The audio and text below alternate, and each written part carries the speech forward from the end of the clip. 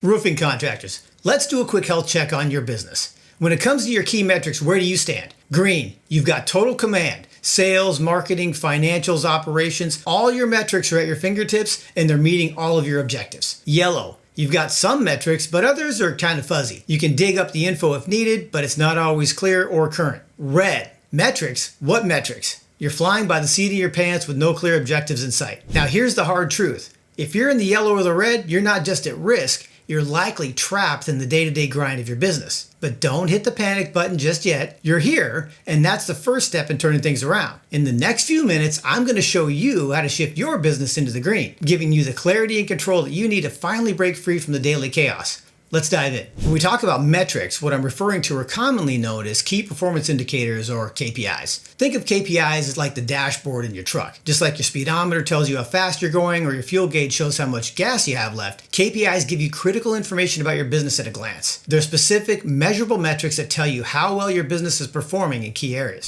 So let me show you a quick story. Just a couple months ago, we started working with a roofing contractor up in the Northeast. And let's call him Mike. Mike was working like 80-hour weeks, constantly put out fires, living in chaos. He thought he was making money, but he really couldn't tell which jobs were profitable and which ones weren't. You know, this might sound familiar, right? Well, what we did is we implemented just 2 KPIs, gross profit margin per job, and what we call our perfect job score. And within 2 months, Mike was working, 50-hour weeks, not exactly where we want to get ultimately, but in a couple months, pretty good, 50-hour weeks. But here's the good news. His profits, they increased by 30%. When you don't have KPIs in your business, first off, you're making your decision by gut feeling. And you end up making your decisions based on feelings rather than data. And we call this flying blind. And we can usually tell when a contractor is flying blind when we ask them about their KPIs and they respond by saying things like, I think we get around, or I feel like we're doing whatever. And then they say some range of numbers that are obviously, we can tell are kind of a guess. And this has spawned a saying that we use here commonly at RoofCoach, and it goes like this. You cannot think and feel your way to success.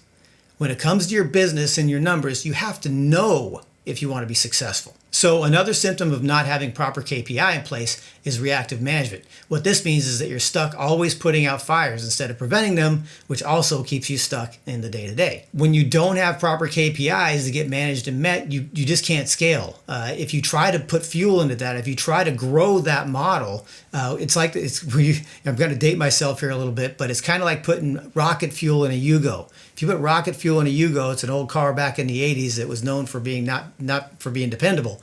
The machine, you put rocket fuel in a Yugo, it's going to blow up. And that's kind of like your business. If your business isn't made to have fuel put into it to scale, it's going to blow up. It's going to malfunction and fail. But when you do have KPIs in your business, the first thing you get is clarity and confidence. You know exactly where your business stands and where it's heading. And this is an absolute game changer for anxiety and sleepless nights, wondering where your business is headed and what catastrophe awaits you next. It's like you can do what we call see the future. And we say this because what it allows you to do is to be able to anticipate issues before they become problems and take corrective action. And then lastly, you get to what we call all systems go. Best of all, here in this stage, you can confidently plan and scale your business because you have all the coordinates set and you can monitor your progress along the way. Sounds good, right? Well, stick around because I'm about to show you our 5-step guide to implementing KPIs into your roofing business. Okay, step 1 is to identify your business objectives. Before you can measure what matters, you need to kind of know what matters, right? And there's a couple key big blocks to focus in on. The one here that most people key in on are going to be your sales. Another one is going to be your overhead. And then lastly, the big one that we really care about is our profit. Maybe you want to set some objectives to increase your profitability, or maybe you want to increase your sales so you can fuel that scale so you can grow, right? Or maybe lastly, you want to get control or set some constraints on your budget so you can increase that profit. So from there, you can set targets for those areas of your business that affect the outcomes. So step 2 is going to be to select relevant KPIs. So now that you know your objectives, it's time to choose KPIs that align with them.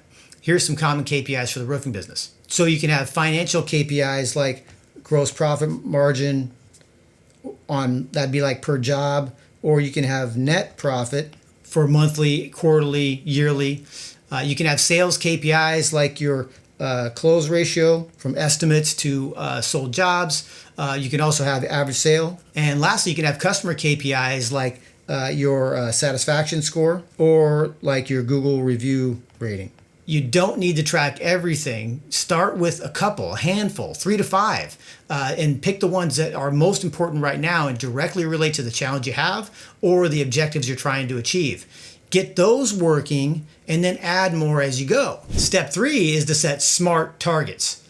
Once you've chosen your KPIs, now you need to set targets so you can achieve them. But we don't want to just choose any targets. We want to choose SMART targets that help to ensure we're going to meet them. So SMART is a popular acronym that you may have heard of when in setting goals, and your KPIs are kind of like little mini goals, right? So SMART stands for specific, measurable, achievable, relative, and time sensitive. Instead of just saying, I want to increase my gross profit, a SMART target would be, I want to increase my gross profit by X amount in X time frame. Specific, measurable, relative to our goal. It's achievable. We want to set something that's actually achievable, and it's time bound, so we have a time frame deadline as to when we need to get there. What you do then is you track along the way and you can adjust as you go. Step 4 is to implement tracking systems. Now comes the nuts and bolts, actually tracking your KPIs. And you know the old saying, right? What gets measured gets done. Now you don't need fancy software to start, but if you do have a CRM, it's going to help you. It's going to do a lot of the lifting. But don't use that as an excuse if you don't have one, because you can use a spreadsheet. And if you don't have access to a spreadsheet, you don't want to set that up or don't have anybody help you with that, you can use a pad and paper if you have to. The key is consistency. Make sure you're updating your numbers regularly.